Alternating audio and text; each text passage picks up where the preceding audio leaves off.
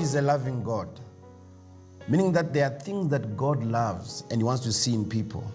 It also means that there are things that God hates, that he finds in people, but people continue to do that.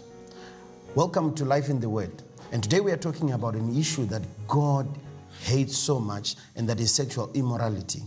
This thing is not something that we only do outside of marriage, but things that we also do inside of marriage.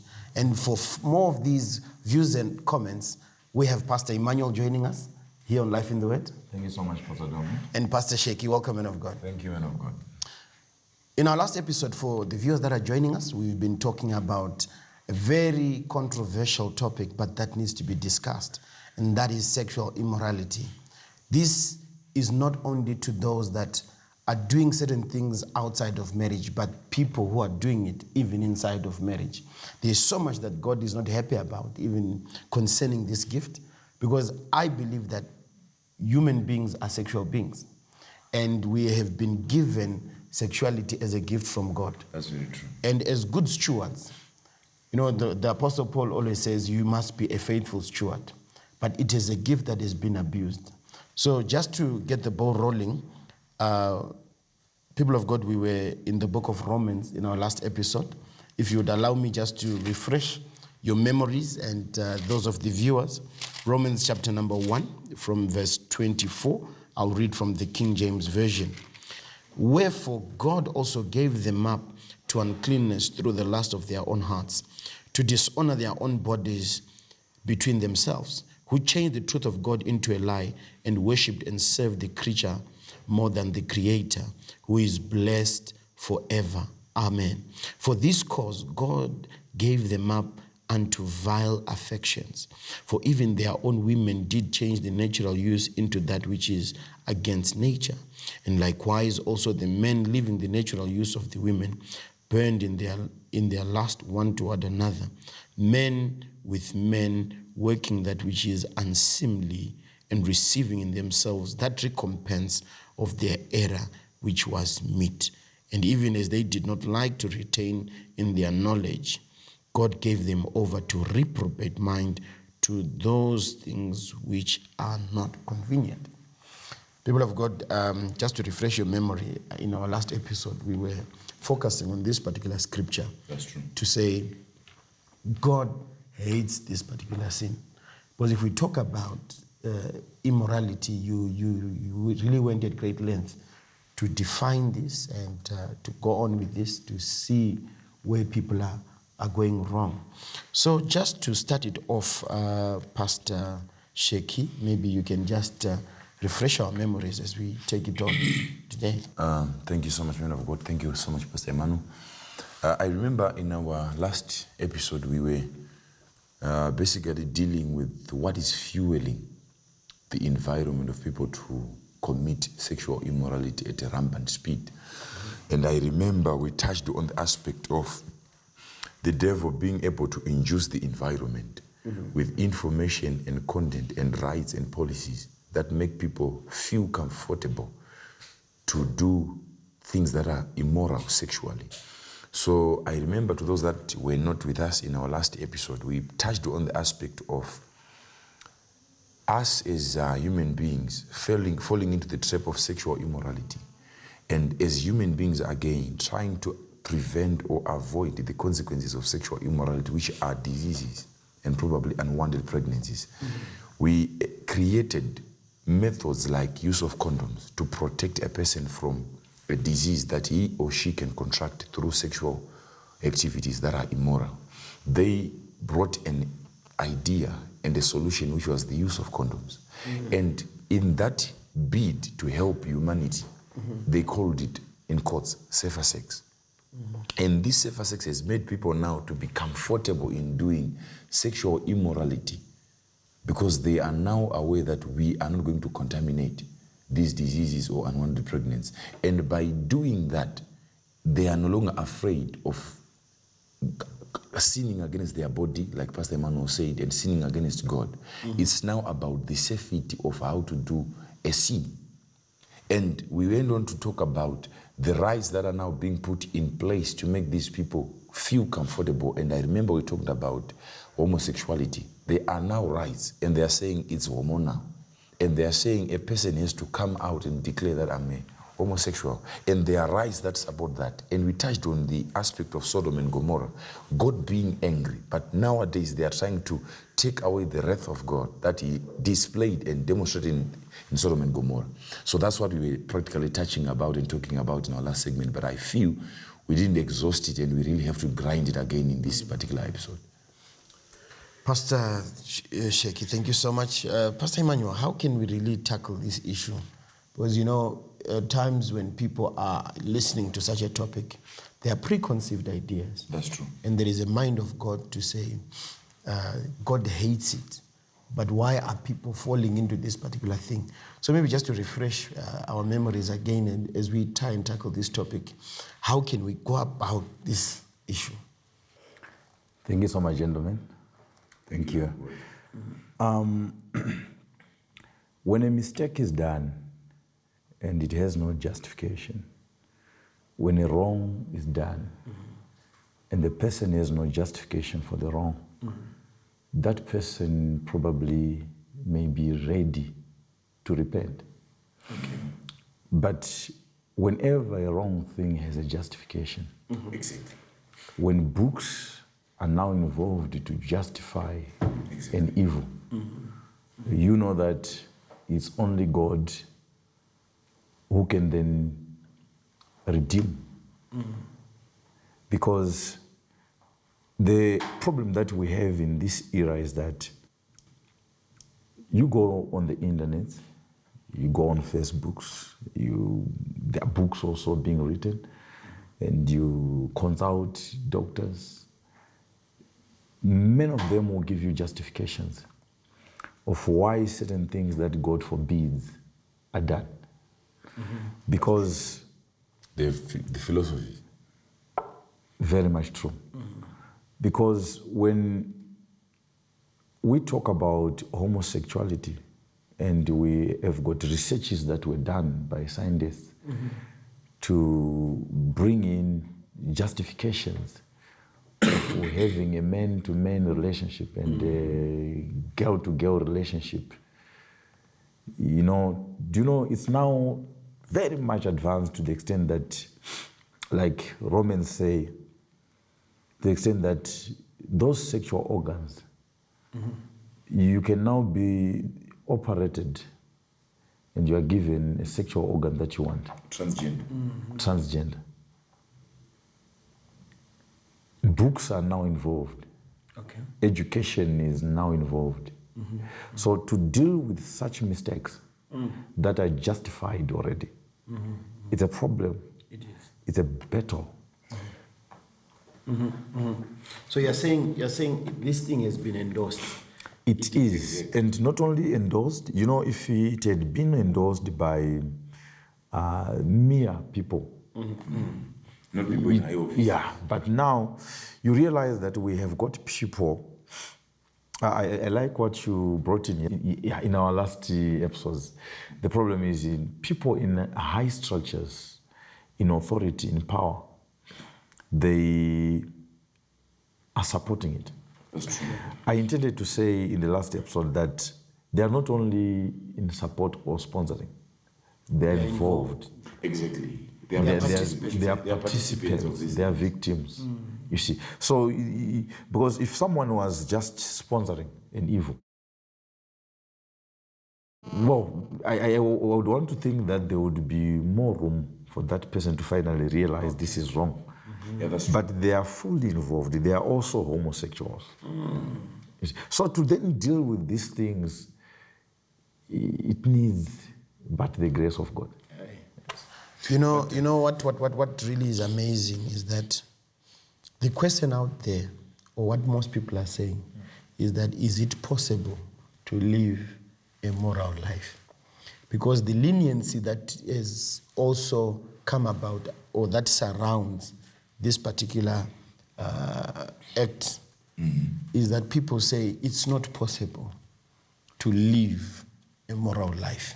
You see, man of God, like you are saying, that I think it's coming back to the fact that the devil has induced the environment to an extent that These verses I've read is saying they have exchanged God's truth for a lie. For a lie.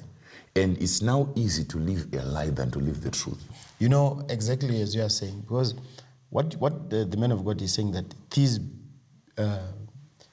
big men that are involved in this, that is the real argument behind. That's true. Because they have an upper hand in society. That's very true. They have an upper hand in organizations. Yes. So they will then spread that gospel to lower levels to say, no, gentlemen, it's not possible. The influence I have it because that is my pastime. You cannot be a person that can live without being immoral. And pastors, you see, one thing that is shocking me in this particular scripture, from the version that I'm reading from, therefore God gave them up. Gave them up. He gave them up. What does it mean when you see God giving up on a particular people as God? Wow. He gets to a point whereby he gives up on a particular group of people. And it's coming back to our last episode. This version is saying, and God gave them up in the sinful desires of their hearts to sexual impurity for the degrading of their own bodies. Remember that verse said, sexual immorality, you are sinning against your body. And in this particular book again, in Romans, Paul is saying, God gave them up for the destruction of their bodies. Pastor Shiki, please hold that thought. Viewers, please don't go away. Join us after these short messages. This is Life in the Word.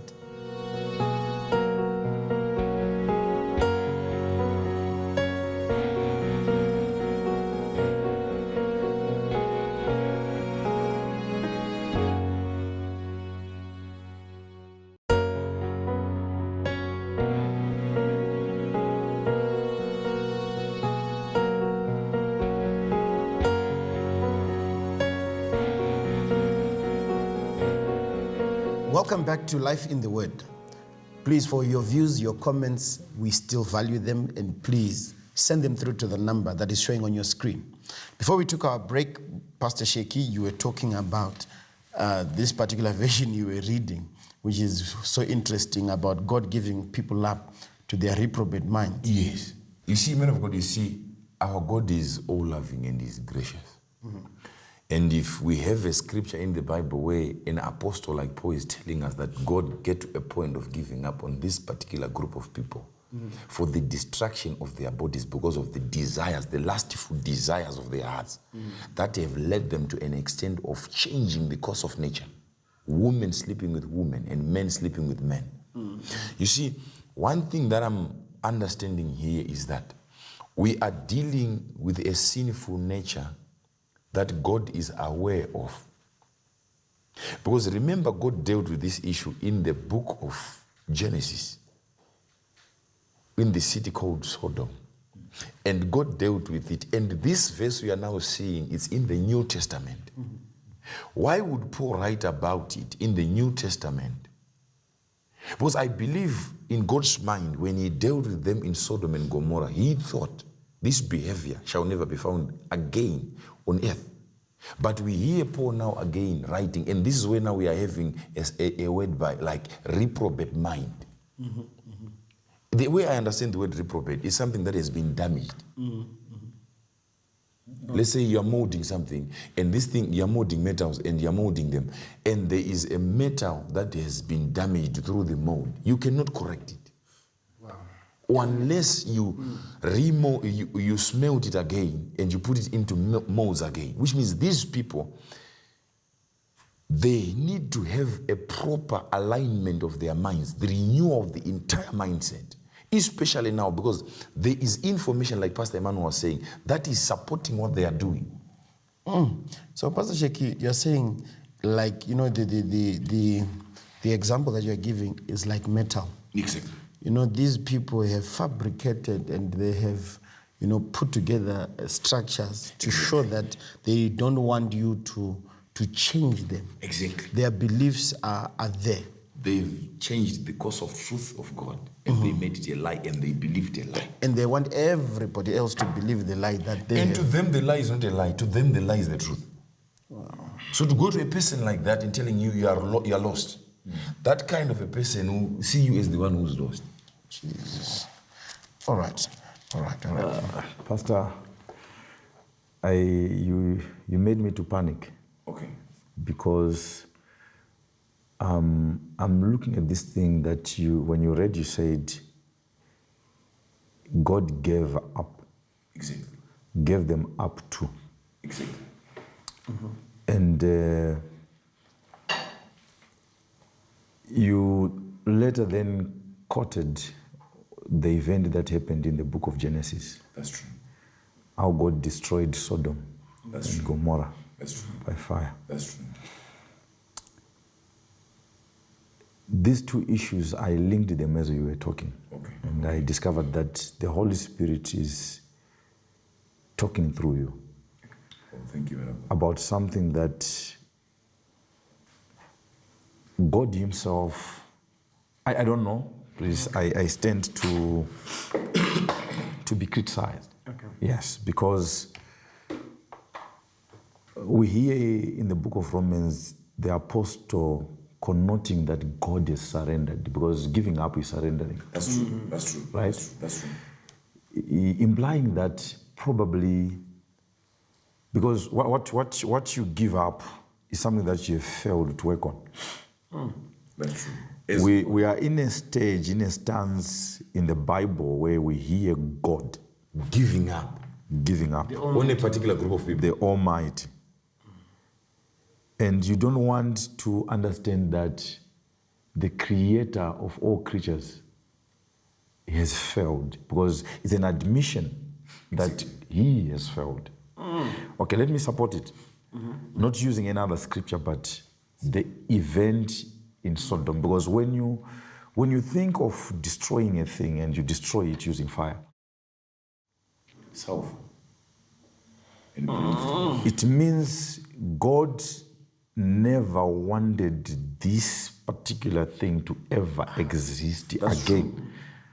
Because you want to melt it, you want it to disappear, and you know, you don't even want it to ever exist again. Anything similar. And look into the cases that were happening in Sodom and Gomorrah. These were sexual immoralities. Exactly. Imagine, like men of God are saying, Lot offered them his daughters. Yeah. They denied. They said, we want these two men. We want to really test them.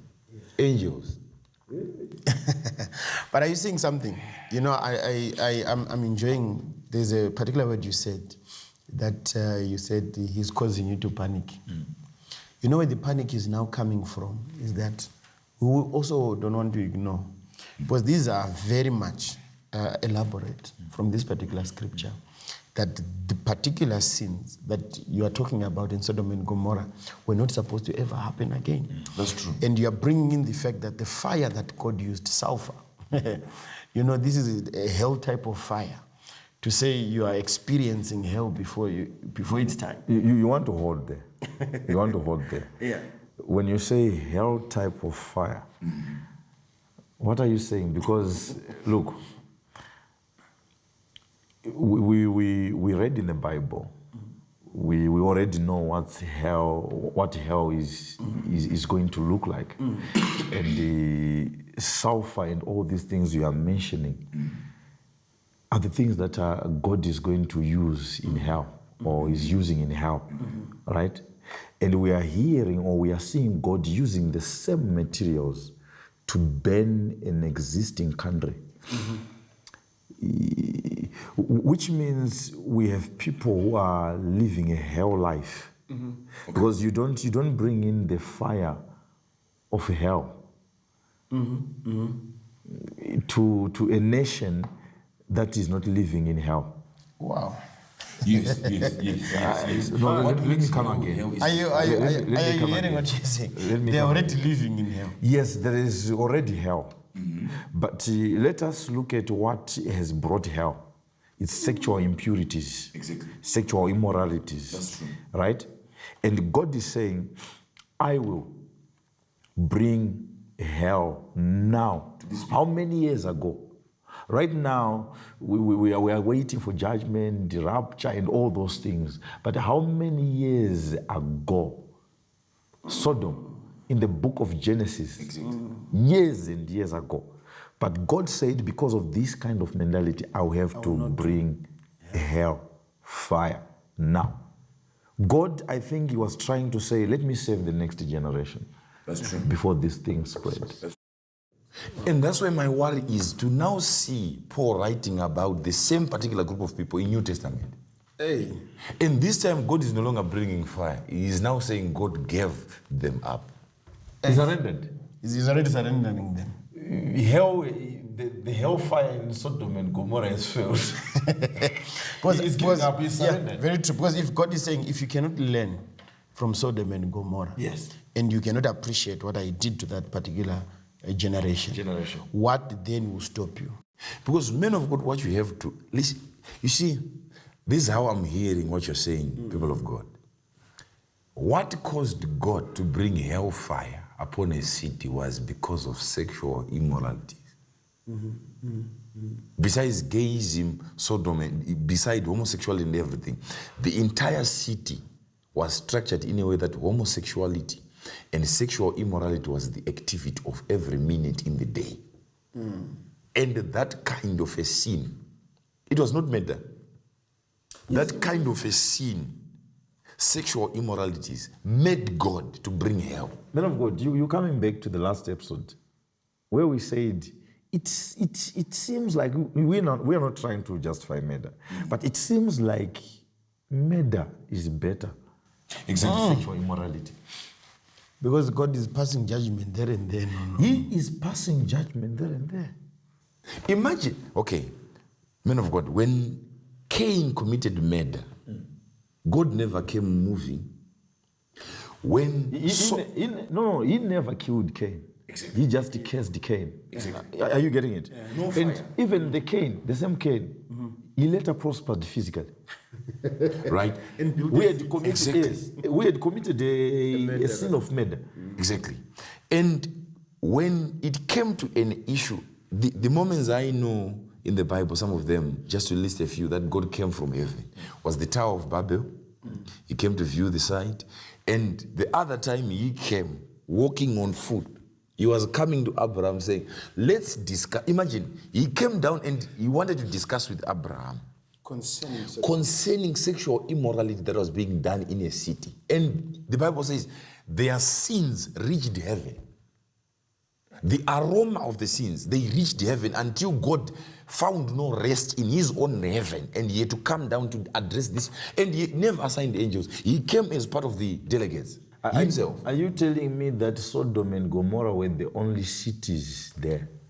Were there no other sins happening in other cities? In other cities, yeah. Yeah, this is profound, man. I don't know if you're going to and survive. The sin is under the umbrella of sexual immorality. God is to be part of the delegates coming. And God listen to the negotiations. Exactly. Listen to the negotiations. Yeah. Even when Abraham started negotiating, if only 40 can be found in the city, I will save the entire city. But we're not doing it. We're not doing it. But you see what you're saying, just to qualify what you're saying, that you're saying that God himself had to come down. He found no rest. Because you cannot have a situation where God has planned. You know, he says, I know the plans I have for you, plans to prosper you. But all these plans are coming from, we can backdate them as far as creation. That's very true. And here is somebody who wants to come and alter the good plans that God has for people. Because the good plans are to say, replenish the earth, multiply. And you are coming to alter that first plan. That's not that's a confrontation on the office of God. This is direct in God's office to say, God, we are here to destroy your plan. Because you are saying you are stopping procreation. You are stopping reproductivity. You are stopping the natural use. You know, when something is called natural, who has brought that nature in people? And that is God's nature that is within us. Because he is the one that has brought in those desires for a man to be attracted to another, to a woman, and a woman to be attracted to a man. But here you are saying, I want to alter God's blueprint. You see, man of God, what you're saying, this kind of, especially homosexuality, this kind of a mindset, men of God, it is contagious. Why am I saying it is contagious? How would God have the guts to tell Abraham, if only 10 can be found in a city this practice is being done, I will save the entire city? He knows that these people, they know how to influence societies. He knows God himself. He knows this kind of a people, the way they received a lie from their father, the devil, Belial, is so powerful to an extent that 10 people cannot be found in a city. We are not talking about the population of Sodom and Gomorrah. But God said, and he said, Abraham, my friend, if you can get 10 people, these people are now in this entire city, I will save it. Pastor Sheki, hold that thought. We just need to take a short break. Viewers at home, join us after these short messages. This is Life in the Word.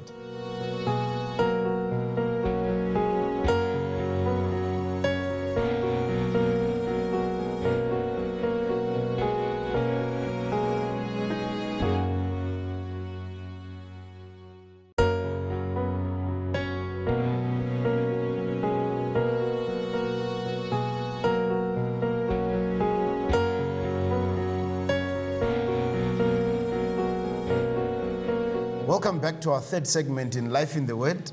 We have our numbers on the screen. Please, we really value your opinion. We really value your comments. Please post your questions to us. We will definitely look into them. Before we took our break, Pastor Sheki, you were coming very hot, and you were coming on the issue of a city and the influence that this particular sin had, the hold and the grip that it had. Thank you so much, man of God. I was saying, the negotiation of God with Abraham gives us a language, and it gives us some hints of what God was thinking and what God knew about this particular group of people. Because he was trying to let Abraham know why he has come down from heaven with a plan of destruction. And in his plan of destruction, he gave another man who was influential upon the plan, who was Abraham, the father of many nations, to see what the nations that have become of. And he's getting to a point whereby he's getting to a number as little as 10, if they can be found. If we talk about a city, man of God, it's not a small place. And God is sure that he cannot get 10 people in a city. It means the level of influence of the people who have got this reprobate mind that he was up to destroy is massive. Because you cannot tell me that God was sure enough not to get 10 people. And look at what is happening now. Look at how they have managed to, because I believe Sodom became a symbol of what the world is becoming now. And Pastor Sheki, this, you just supporting exactly what you originally said, to say they have the influence. That's true. You know, you can't tell me, gentlemen, that right now we've got religions. At this present moment, we've got religions. But you still have divisions. That's true. Types of religions, right? And you would expect that one religion will probably occupy or influence the entire city or the entire nation, right? But we don't have it in history. Even in a nation where Christianity is dominated, you will still find more than a quarter or so of that population not Christians. But like what Pastor Shigi said, we are in a place where 10 people cannot be found. And this particular kind of system has influenced almost everyone. And look at the way it is happening these days, to say, now there are, you are told that you will never receive a EBCD if you don't accept or license homosexuality. Look at the power that they have. And surely if you don't, they control power. They'll sanction you. All right. Yeah. Yes, if you don't, they don't give you help. Yeah. And you become a victim. So it seems like this particular thing is a thing that is also coming to authenticate even poverty. Yeah. Yeah, that's true. And men of God, like you're saying, the level of authentication this thing is bringing on poverty is coming as a way of, it's a manipulative system. If you don't buy into us, we isolate you and we make you suffer. It is. But one thing that I know, we are the righteousness of God. God will never forsake us, whether what. Whether there is no aid or what. You see, I don't have anything wrong. I don't have anything against those people. What I'm against is the sin that they commit. I know God loves those people, but what he hates is what they do that is against him. And you see, men of God, what is painful? You see, this thing, it's penetrating in a way that if we are not wise enough, do you know now it has come to a point that even those that are in a good marriage union, we are now having people who he's married to a wife and he also has a girlfriend who's a man. They are in the union of marriage. They are in the union of marriage, married to a wife which is proper. A woman. Man married to a woman. Proper marriage. Proper marriage. Okay. And then they have an open relationship, or some of the relations they are not known. He has another girlfriend who's also a homosexual. But having a wife at home. Would that be official at home? Some it's official, some is not. You mean the wife would then also allow it? Exactly. And because the men will say, I have desires for men. I've married you, I love you, but still I have these desires. And there are also wives who have got husbands and they've got lesbian girlfriends. Sure. And imagine how it's, okay, men of God, look at where I'm coming from. There is now what they call anal sex. Okay. To married people, this is a female and a male, and they're having anal sex. God said this point is an exit point. This is the same spirit of homosexuality getting into people's marriages. No, you know, sorry, sorry, I'm not directing the program, but I think you don't want to rush on this particular thing, because in our last episode we agreed that there are things that fuel these things, and we also touched on minor things that end up fueling, that end up causing. That's true. You are talking of an official marriage, legal marriage, exactly, where people through excitement and enjoying their marriage, they finally agree in having anal sex. Exactly. They are changing the use. That's why he's fuming. Yeah. They are changing the use, the course of nature. Yeah. And the anger of God, what made God to give up, was the scripture clearly states that you are changing nature. What is supposed to be used as an exit, you are now using it for something else. And Pastor,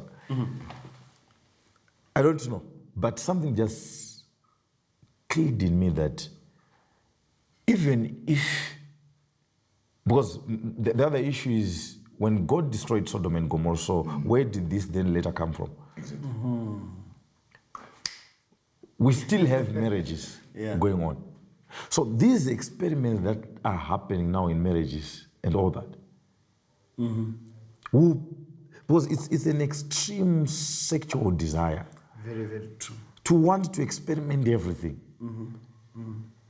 You see, it's a debased mentality. You know, men of God, I'm going to use something parallel to what you are saying, but with the same connotation. Okay. You are saying they are changing the natural use. Yes. Now, are you saying something that this is a mentality? You are talking about, Pastor Sheki, you spoke about people who are in a marriage union, which we believe that the plan of God, morality, is when a man is married to a woman, or a woman married to a man. But are you seeing the other attack that is within the marriage? You spoke about this attack where there is a third party involved. But there is something that is happening even between the two people. That we are also, the ones in marriage, are having, I will say in quotation marks, homosexual relationships this way. In that when you change the natural use. That's why I'm saying this thing is dangerous, man. Now, listen to this one.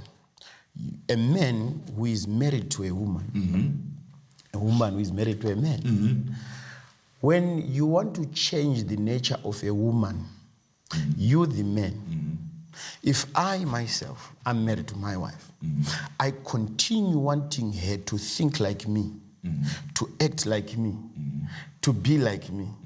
Am I not changing her to become like a man? Because once she becomes like me, I have a what is called a homosexual, because homo meaning the same. If I'm married to myself, if she is going to become everything about me, she's exactly like that. Do I hear you well, man of God? Because are you not married to yourself? And who am I? I'm a man. Okay, let me pause something.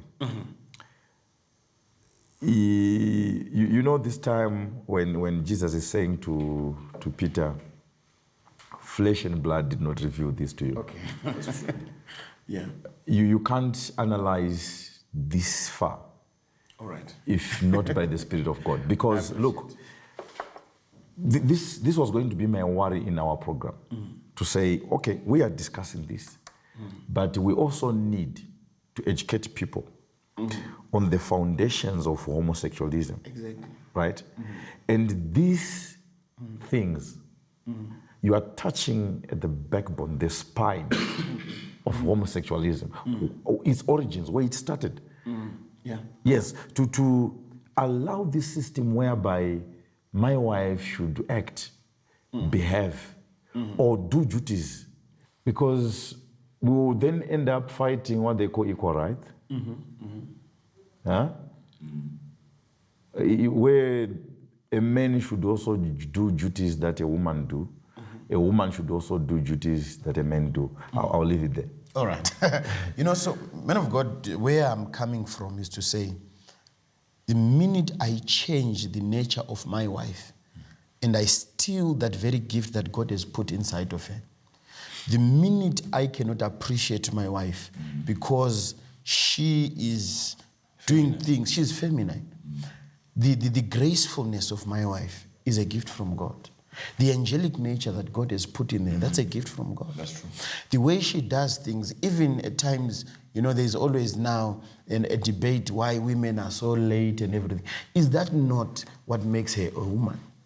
And the minute I try and remove that from her, am I not creating a man? It's homosexualism. Well, certain fellowships that are there between men are not based on the sense that we understand each other.